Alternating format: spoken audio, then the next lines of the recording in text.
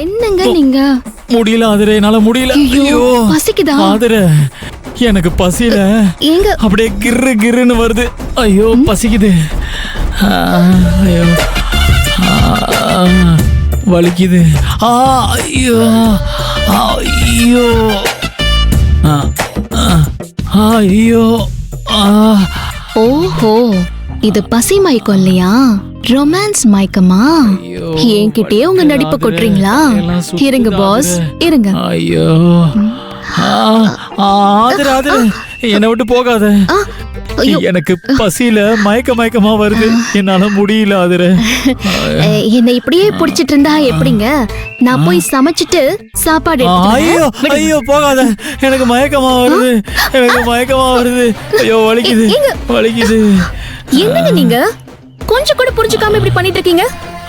நான் போய் சமைச்சாதாங்க நீங்க சாப்பிட முடியும். சாப்பாடு ரெடி பண்ணி சாப்பிட்டாதான் உங்க மயக்கம் தெரியும். ஐயோ ஆதிரே, அதெல்லாம் ஒண்ணு வேணாம். நீ இப்படி என் பக்கத்திலேயே உட்கார்ந்திருந்தேன்னா எனக்கு மயக்கமே வராது.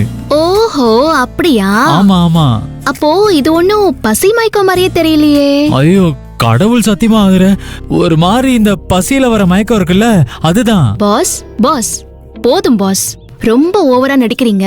எந்திரிங்க. ஐயோ கண்டுபிடிச்சிட்டாலே. ஆதிரே, நீ என்னமோ சொல்ற, ஆனா நீ சொல்றதெல்லாம் எனக்கு ரொம்ப பசிக்குது இல்ல, அதனால காதுலே விழ மாட்டேங்குது. உங்க காதுல விழலையா? ஓங்கி ஒரு அறை விட்டனா அந்த அடி எப்படி விழும் தெரியுமா? பொண்டாட்டி கிட்ட புருஷன் ஏதோ கொஞ்சம் நடிக்கலாம், ஆனா அதுக்காக சொன்னவாடே வேணுங்கிற அளவுக்குலாம் ஓவரா நடிக்க கூடாதுன்னு.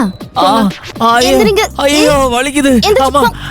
ஆதிரே ரொம்ப வலிக்குது. அதெல்லாம் ஒண்ணும் இல்ல, வாங்க. ஆதிரே சொன்னா புரிஞ்சுக்கோ. ஆதிரே ஐயம்மா ப்ளீஸ் ஆதிரே. உங்களுக்கு அது ஒண்ணும் இல்ல, எப்ப பார்த்தாலும் ரேஷன் கடை மாதிரி உள்ள ஆளுங்க இருந்துகிட்டே இருக்காங்களா, ரொமான்ஸா பேசிக்கவே முடியல.